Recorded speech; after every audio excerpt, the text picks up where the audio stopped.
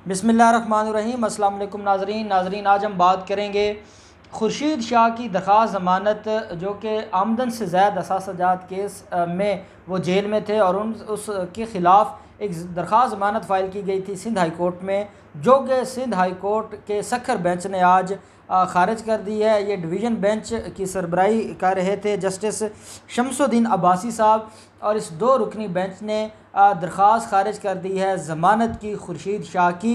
और खुर्शीद शाह को जो बचाने के लिए रज़ा रब्बानी गए थे, क्योंकि पहले महेश कुमार वकील थे, लेकिन जब महेश कुमार से बात न बन पा रही थी तो हमारे जो सेनेटर साहब हैं, जो जमहूरियत के अपने आप को बहुत बड़ा जमहूरियत का पासदार समझते हैं, वो तशरीफ़ ले गए थे इतने बड़े चोर को बचाने के लिए। रज़ा रब्बानी ने वकालत की, बतौर वकील पेश हुए, लेकिन कोई हरबा काम ना आया और Sindh High Court Sukkur bench ने दरख्वास्त ज़मानत ख़ारिज कर दी। ये जो दरख्वास्त ज़मानत थी, ये इस केस में 14 अप्रैल को फ़ैसला महफूज कर लिया गया था। हम इंतज़ार में थे कि जब डिटेल ऑर्डर आएगा तो उसके बाद हम इसके ऊपर बात करेंगे। आज जहां दरख्वास्त ज़मानत ख़ारिज की, वहीं पे डिटेल ऑर्डर भी जारी कर दिया ऑनरेबल कोर्ट ने। इस वक्त ऑर्डर मेरे पास हैं, उसमें बड़ी अहम चीज़ों को डिस्कस किया गया है। और ये मैं जब ये सारी बात करके जब हम इस बात को कंप्लीट करेंगे तो आपको समझ आ जाएगी कि ये कितने बड़े चोर हैं। और ये जिस जमहूरियत की बात करते हैं, बेसिकली ये जो जमहूरियत की ये जो बात करते हैं, वो जमहूरियत इनकी मुहाफ़िज़ है इनके करतूतों की। आप सोच नहीं सकते कि इन्होंने मुल्क को कैसे लूटा है और किस किस तरीके से लूटा है। और बात ये पार्लिमान की करते हैं और पार्लिमान का जिक्र करते हैं और पार्लिमान को ये मुक़द्दस बताते हैं कौम को, और हमें ये बताते हैं कि पार्लिमान की जो सुपरमेसी है उसके ऊपर कोई सवाल ना उठे, कोई उसके ऊपर बात ना करे। लेकिन उस पार्लिमान के मुक़द्दस ऐवान के अंदर ये लोग जिस तरह के काम करते हैं, जिस तरह के क्राइम्स करते हैं, हम सोच भी नहीं सकते। ये जो बेसिकली इनके ख़िलाफ़ केस है, खुर्शीद शाह के साथ 17 और लोग हैं, को अक्यूज़ड हैं। और जो इनके ऊपर चार्ज है वो ये है कि 1.23 बिलियन रुपए के जो इनके असासजात हैं वो आमदन से ज़ायद हैं। आमदन से ज़ायद 1.23 बिलियन रुपए इनके आमदन से ज़ायद हैं जो असासजात हैं या एसेट्स हैं। और ये खुर्शीद शाह के साथ 17 और भी लोग हैं, जिसमें इसके दोनों बीवियां, जो खुर्शीद शाह की दोनों बीवियां इसमें मुलज़िम हैं। खुर्शीद शाह का 2 बेटे इसमें मुलव्वस हैं, और साथ खुर्शीद शाह की एक जो दामाद है वो भी इस केस में को अक्यूज़ड है। ये लोग पूरी फैमिली को और अपने बच्चों को भी इस काम में इन्वॉल्व करते हैं और उनके नाम पर प्रॉपर्टीज़ ख़रीदते हैं, उनके नाम पर प्रॉपर्टीज़ सेल करते हैं।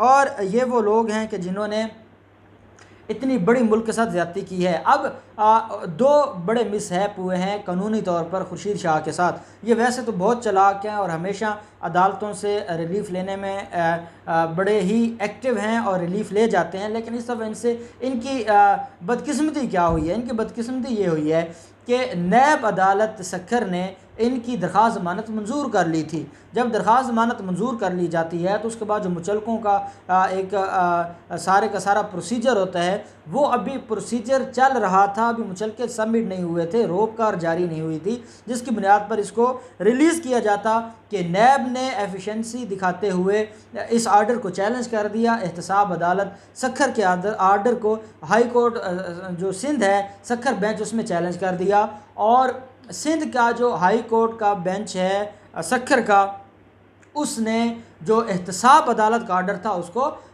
रिजेक्ट कर दिया, उसको सेट असाइड कर दिया, उसको नल एंड वाइड डिक्लेयर कर दिया।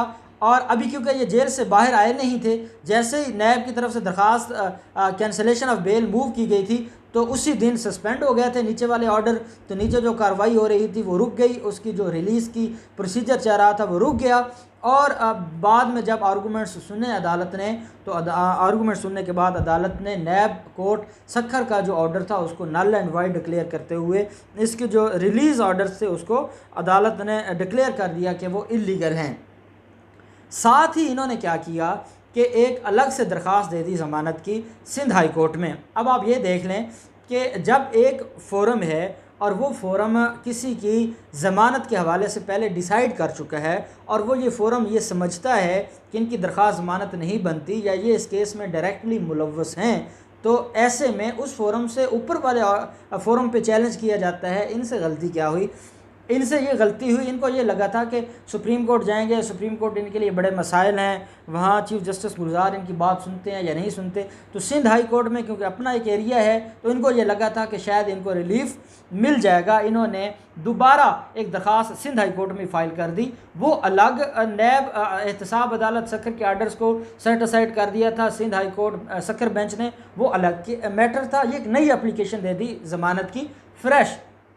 उसके ऊपर क्या होता है कि पहले महेश कुमार वकील थे, वो पेश होते हैं, वो आर्गूमेंट्स करते हैं और वो रिप्रेजेंट कर रहे होते हैं खुर्शीद शाह की दोनों बीवियों को, खुर्शीद शाह के दोनों बेटों को और खुर्शीद शाह के दामाद को। और खुर्शीद शाह को रिप्रेजेंट करने के लिए सेनेट से जमहूरियत के बहुत बड़े जो ठेकेदार हैं उनको बुलाया जाता है कि आए और वो एक जो अथेंटिक एक थीफ है उसकी आके वकालत करें। और उसकी वकालत करने रज़ा रब्बानी साहब तशरीफ़ लाते हैं Sindh High Court Sukkur bench में और वहाँ पर आर्गूमेंट्स होते हैं। और आर्गूमेंट्स होने के बाद सिंध हाई कोर्ट खुर्शीद शाह की और उसके एक बेटे की दरख्वास्त खारिज कर देती है। जो खुर्शीद शाह की दोनों बीवियाँ हैं, दामाद है और एक बेटा है और बाकी मुलज़मान हैं, उनकी दरख्वास्त ज़मानतें मंजूर कर ली जाती हैं। ये जो खुर्शीद शाह का बेटा इसमें MPA है, इस वक्त सिटिंग MPA, उसकी दरख्वास्त खारिज कर दी जाती है। इसके अंदर जो डिटेल आर्डर है उसमें जो लिखा जाता है वो ये है कि नैब ने सितंबर 2018 में अरेस्ट किया था खुर्शीद शाह को और इसके ख़िलाफ़ कार्रवाई शुरू हो गई थी।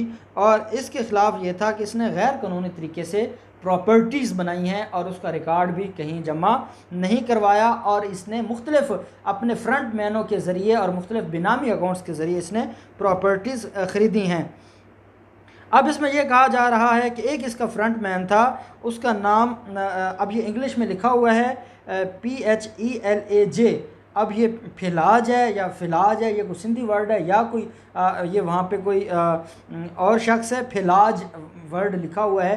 ये फ्रंट मैन था खुर्शीद शाह का और इसके नाम पर 85 प्रॉपर्टीज़ ख़रीदी हुई थी। 85 प्रॉपर्टीज़ इस एक फ्रंट मैन के नाम पे ख़रीदी गई थी खुर्शीद शाह की तरफ से। उसके अलावा 11 प्रॉपर्टीज़ और हैं जो ख़रीदी जाती हैं और रजिस्टर करवाई जाती हैं। सेकंड फ्रंट मैन था जिसको आइडेंटिफाई किया गया है लाडो माल। लाडो माल के नाम 11 प्रॉपर्टीज़ थी। अब ये पता नहीं ऐसे लोग कहाँ से निकाल लेते हैं और ये जो जिस तरह के नाम हैं, तो ये सेकंड फ्रंट मैन थे। पहले फ्रंट मैन के नाम 85 प्रॉपर्टीज़ थी और इनके नाम 11 प्रॉपर्टीज़ थी। एक थर्ड फ्रंट मैन होता है, उसके नाम 10 प्रॉपर्टीज़ थी जिसका नाम हुसैन सुमरो बताया जाता है कि हुसैन सुमरो के नाम 10 प्रॉपर्टीज़ थी। 85, 11 और 10 प्रॉपर्टीज़ ये पार्लिमान शाह के नाम थी जो पार्लिमान के मुक़द्दस होने की हमें रामलीला सुनाते रहते हैं और पार्लिमान के अंदर खड़े होकर तकरीरें करते हैं। ये इनका असल चेहरा है और ये इतना गलीज़ चेहरा है कि जिसका हम अंदाज़ा नहीं लगा सकते कि इतनी बड़े लेवल पे इन्होंने चोरी और डाका किया है कि 85, 11, 10 इतनी प्रॉपर्टीज़ कहाँ से आई हैं। आज जब इनसे पूछा जा रहा है तो ये कहते हैं कि जमहूरियत ख़तरे में है या इमरान खान इनसे कोई सियासी इंतकाम ले रहा है। इसके अलावा जो खुर्शीद शाह है इसके ख़िलाफ़ 105 बैंक अकाउंट्स की छानबीन की जा रही है कि मुख्तलिफ़ नामों से खुर्शीद शाह ने 105 बैंक अकाउंट बनाए हुए थे। जो दिल दहला देने वाली बात है, 105 एक शख्स 105 मुख्तलिफ़ बैंक अकाउंट्स खुलवा कर उसमें जो हराम का इनका कमाया हुआ है, चुराया हुआ वर्ड है, कमाया हुआ वर्ड नहीं कहना चाहिए, हराम से चुराया हुआ जो इनका माल है उसको इन्होंने ये ट्रांजैक्शन करते रहे हैं। इसके अलावा मुख्तलिफ़ पेट्रोल पंप हैं जो इनके नामों पे थे, मुख्तलिफ़ लोगों के नामों पे इन्होंने करवाए हुए थे। इसी तरह मुख्तलिफ़ कोऑपरेटिव सोसाइटीज़ में इनके नाम काफ़ी प्लाट्स थे और इनकी जो बीवियाँ हैं बतौर बेनामी दारा उनके नाम काफ़ी प्रॉपर्टीज़ और सारा कुछ इन्होंने लगवाया हुआ था। और ये अगस्त 7 अगस्त जो है 2007 से इनके ख़िलाफ़ एक इंक्वायरी शुरू हुई थी, लेकिन ये फिर आके 2018 में दोबारा जब इनके ख़िलाफ़ तहकीकात शुरू हुई तो ये सारी की सारी चीज़ें सामने आईं कि ये किस तरह बैंक अकाउंट्स भी इन्होंने जेली खुलवाए, उनमें जो ब्लैक मनी है वो किस तरह सेंड होती रही। फिर इसमें जो अहम बात है वो क्या है कि मुख्तलिफ़ अकाउंट्स इन्होंने खुलवा के उसमें ये ब्लैक मनी की ट्रांजैक्शन करते रहे, किस तरह मुख्तलिफ़ फ्रंट मैनों के नाम ये प्रॉपर्टीज़ ख़रीदते बेचते रहे, किस तरह इन्होंने मुख्तलिफ़ पेट्रोल पंप पूरे सिंध में लगाए। और आज ये बात करते हैं जमहूरियत की, और आज हमें ये सबक सिखाते हैं जमहूरियत का। मैं समझता हूँ कि रज़ा रबानी और खुर्शीद शाह के मुँह से अगर दोबारा कभी जमहूरियत का नाम सुने तो आप इनका गिरबान पकड़ लें और इनसे कहें कि खुदा के लिए जमहूरियत एक अच्छा नाम है। जमहूरियत उस निज़ाम का नाम है जिसमें सब के सब लोगों को एक ही तरह ट्रीट किया जाता है, और जमहूरियत को रिप्रेजेंट करता है हमारा आर्टिकल 25 इक्वलिटी ऑफ सिटीज़न। आप कौन सी जमहूरियत की बात करते हैं कि आप और आपकी पूरी फैमिली ने पूरा मुल्क लूट खाया है और आप बातें जमहूरियत की करते हैं। आपको ये जमहूरियत इसलिए चाहिए कि आपने ये जो हराम से चुराया हुआ माल है उसको महफूज किया जा सके और उसको प्रोटेक्शन दी जा सके। आपका सिर्फ एक ही मकसद है इस जमहूरियत को बचाने का, आपका कोई मकसद अवाम की फलाह बहबूद नहीं है। आप अवाम के लिए बात ही नहीं करते, आप अवाम और कौम और पाकिस्तान के लिए जमहूरियत का जिक्र ही नहीं करते। जिस जमहूरियत का जिक्र आप करते हैं वो बेसिकली आपके हराम के चुराए हुए माल को बचाने का नाम आप जमहूरियत समझते हैं, और ऐसी जमहूरियत पाकिस्तानी कभी इस मुल्क में दोबारा इंशाअल्लाह नहीं आने देंगे। और पाकिस्तान में जो असल जमहूरियत है और जो हमारा इस्लामिक कंसेप्ट ऑफ डेमोक्रेसी है उसके मुताबिक हमारा मुल्क इंशाअल्लाह तरक्की करेगा और इन चोरों के ख़िलाफ़ कार्रवाई होगी और ये कैफ़र किरदार को पहुँचेंगे। बहुत शुक्रिया।